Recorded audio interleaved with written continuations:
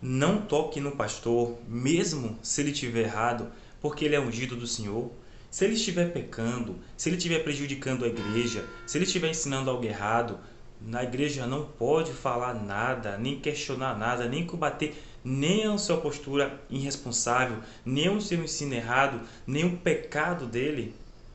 Isso está na Bíblia? Bom, para resolver este assunto simples, mas que é muito polêmico, vamos nos basear em 3 princípios para a gente poder resolver definitivamente essa questão, para que não fique nenhuma dúvida. Bom, o primeiro é que, para quem é assembleano, na Assembleia de Deus é direito seu, é dever seu, é obrigação seu tocar, denunciar os erros do seu pastor. A Assembleia de Deus existe um sistema baseado na Bíblia em que, se o pastor estiver prejudicando a igreja, se ele estiver pecando, então os membros dessa igreja têm o direito de tocar nesse pastor, de denunciar esse pastor para as autoridades competentes. Sim, podemos tocar sim, no primeiro ponto. Então, segundo, na Bíblia sabemos que Deus é um Deus de justiça, ou seja, é um Deus que trabalha pelo certo.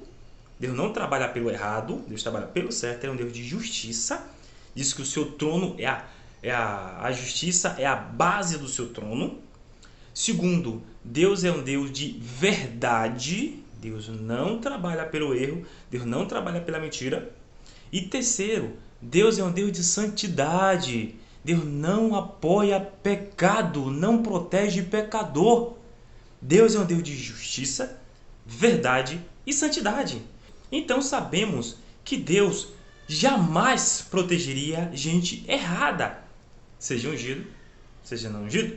Deus trabalha pelo certo, pela verdade e pela santidade, pelo que é santo. Então, quando algumas pessoas usam a passagem de Saul e Davi para tentar dizer que não se pode tocar em pastor porque ele é ungido do Senhor, o que acontece na verdade é que não foi Deus que protegeu Saul, foi Davi que estava completamente errado na sua posição em relação a Saul. Não foi Deus, Deus nunca protegeu Saul. Muito pelo contrário, o que a gente vê ali? Nós vemos Deus dizendo que rejeitou a Saul. Como pode Deus ter rejeitado um homem, ele ainda está debaixo da proteção de Deus? Como é que é isso? Em que realidade isso se sustenta? Então, Deus havia enviado um espírito mau para atormentar esse homem. Era um homem demoniado, era um homem rejeitado por Deus, era um homem pecador. Como que ele pode ser ungido do Senhor, protegido do Senhor, diante dos seus erros, diante da rejeição de Deus? Isso não faz sentido. O que acontece é que ali está um equívoco de Davi em relação a Saul. E não, Deus nunca protegeu nem Saul, nem qualquer gente errada. Deus não protege gente errada, ainda que seja seus servos. Esse é o segundo ponto. O terceiro ponto, para a gente resolver essa questão, é que o Antigo e o Novo Testamento, sabemos que eles são diferentes, que eles possuem posturas, posições diferentes acerca de vários assuntos. Existem 3 tipos de conexão entre o Antigo e o Novo.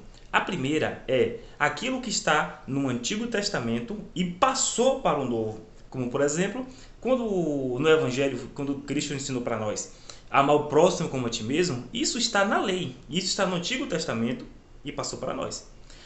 Aquilo que está no Antigo passa para o Novo, mas passa modificado, como a questão do sacerdócio. O sacerdócio naquela época era só algumas pessoas. Hoje, no Evangelho, todos os crentes são sacerdotes.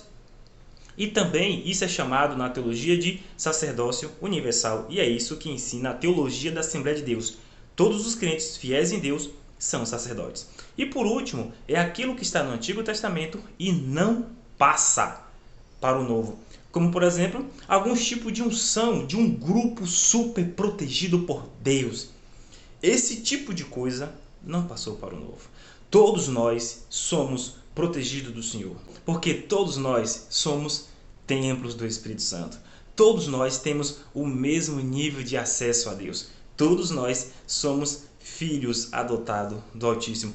todos nós somos membros do corpo de Cristo. Então há uma posição igualitária entre todos os crentes em relação a Deus. Então, o que possibilita alguém dizer que, olha, aquele cara, olha, deixe eu pecar em paz, porque eu sou ungido e você não pode tocar em mim, mesmo se eu estiver ensinando besteira, mentiras, estiver pecando, estiver roubando dinheiro, prostituindo, não toque em mim, porque Deus me guarda, que eu sou ungido do Senhor. O que possibilita esse pensamento? Usar Miriam e Moisés, e usar Saul e Davi, isso na verdade são meros subterfúgio. Existe algo que está por trás que possibilita esse pensamento.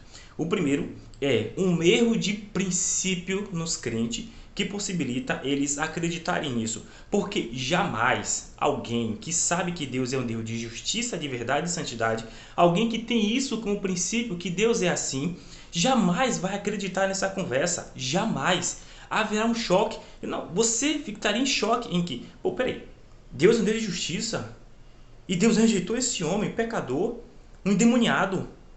Como que Deus está protegendo esse pecador? Entraria, no mínimo, você entraria em choque, em que as duas realidades não batem. Então, o que possibilita muitos crentes acreditar nisso é porque existe um erro de princípio na vida desses crentes, em que tira a posição da santidade, justiça e verdade de Deus, elimina e coloca o homem. Esse é o princípio.